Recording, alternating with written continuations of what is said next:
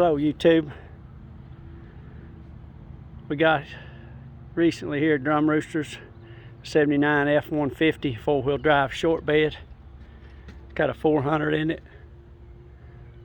She's been sitting for I don't know how many years, but we pulled it out of a huge briar thicket. Had 4 flat tires. Got the tires aired up, had to put a tube in one, cleaned it up. It was filthy. I just wanted to show it to you before we get started on it here. The bed's not too bad on it. Got a lot of surface rust, but nothing 415 won't take care of. The dash, everything's in this old truck. The door panels, even the dash pad's nice. Needs a headliner, but it's got the deluxe door panels in it and everything. It is a Ranger model, so in case you didn't know it, the upper model 78 models back in the day, Ranger XLTs and some of the other ones, the upper model trucks in 78, they all had square headlights, and all the base trucks like F100s and F150s, just old farm trucks, they were round headlights. A lot of people try to say they have a 78.5, which there's no such thing as a 78.5. You either had a standard truck or you had an upper deluxe truck with the square headlights. Of course, this is a 79. I got off on 78s, but that's a little information about these trucks. I've got 3 of them. I've had several of them, know them pretty well. So 79, which is what this year is when they went to square headlights on everything.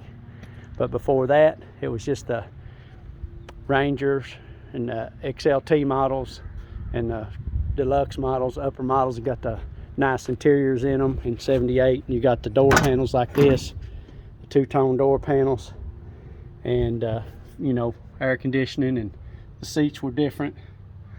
Anyway, pretty good old truck, real solid underneath. Got the big rear end, got the big transfer case, got the big front diff. Like I said, it was engulfed in a briar patch. I just happened to see it way back behind the house in the center section. Right here, the center section of the grill wasn't even in it. All I could see was the 2 square headlights sticking out of a briar thicket about probably 75-100 yards off the road behind an old house. And I went back and hit the guy up and bought the truck.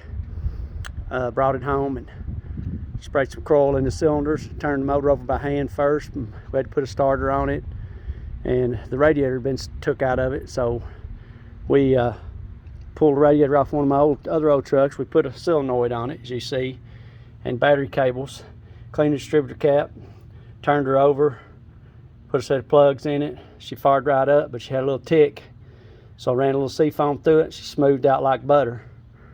So she's worth saving. Had 145 pounds of compression on each cylinder. So this is before pictures, the before video. I want to show it to you.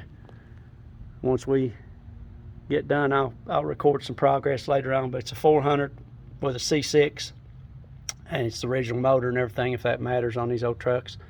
But got bedside patch panels for it, and the inner fender wells for the back. We'll pull the bed off and sandblast it, and probably go hot rod black. And let me know if you think I ought to keep these wheels or not.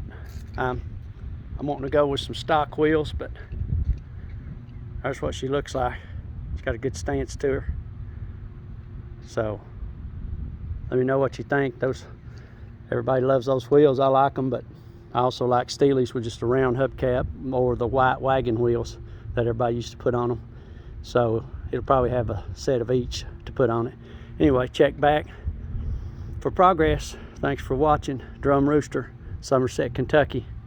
Triumphs, old Harleys, Ford trucks, Chevrolet hot rods, boats, you name it. We work on them, we flip them.